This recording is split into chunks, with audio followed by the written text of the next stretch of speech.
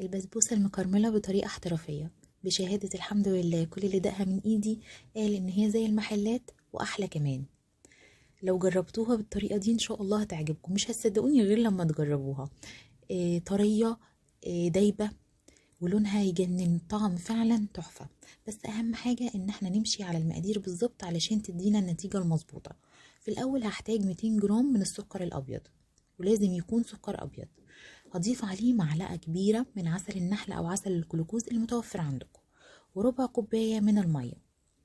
وهرفعهم على النار. في الاول النار وسط لحد ما السكر يبتدي يغلي زي كده. بعد كده ههدي النار لحد ما السكر يتكرمل، ومش هنقلب هنا باي معلقة. مش لازم نقلب بمعلقة خالص عشان ما يسكرش معانا.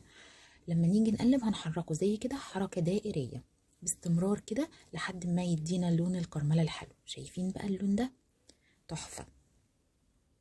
حابين بقى تفتحوه تغمقوه زي ما تحبوا، بس هو اللون ده جميل جدا. بعد كده هضيف عليها 170 جرام من السمنة، ولو سمنة بلدي يكون احلى كتير. تمام كده، ضفنا 170 جرام من السمنة بعد ما كرملنا السكر. هقلبها، مش لازم تدوب تماما. وبعد كده هضيف 150 ملي من الحليب، يعني حوالي كوباية الا ربع. بس لو مشينا على المقادير بالملي والجرام يكون افضل. هنلاحظ ان السكر ابتدى يقفش شوية، مفيش مشكلة، هنفضل نقلب على نار هادية عادي جدا. هنلاحظ كده وجود فوران، مفيش اي مشكلة. هنستمر في التقليب على نار هادية، النار هنا شمعة لحد ما السكر يدوب تماما. شايفين بقى الحبيبات اللي فيه دي زي تفتيلات كده؟ دي علشان ضفنا اللبن والحليب.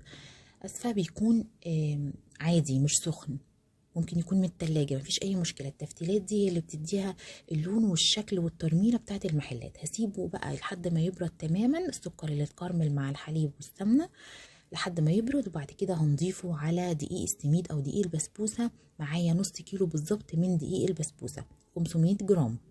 هقلبهم مع دقيق البسبوسة كده من فوق لتحت تقليبة سريعة، مش هنقلب كتير علشان ما تنشفش مننا. تمام كده لحد ما يندمجوا بس. وهجيب صينية مقاس 30 او 32. تمام كده.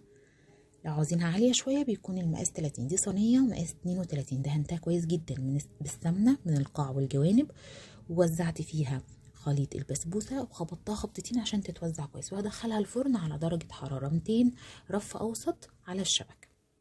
طبعا مسخنين الفرن من قبلها على درجة حرارة 200. وهبتدي بقى ازينها قبل ما ادخلها الفرن باي حاجه، مكسرات، بكريز زي كده المتوفر عندكم استخدموه، او تسيبوها ساده. المهم الطعم في الاخر يكون تحفه. ما شاء الله الخليط طري قوي وناعم. وزعت الكريز على الوش وبضغط عليه ضغطه خفيفه بس عشان يكون ثابت في البسبوسه، وبدخله الفرن على درجه حراره 200. مش هتاخد اكتر من تلت ساعه. مشغلين الفرن من تحت بس مش هشغل الشوايه خالص. هحضر الشربات بتاع البسبوسه، عباره عن كوباية ونص من السكر لكوبايتين من المية.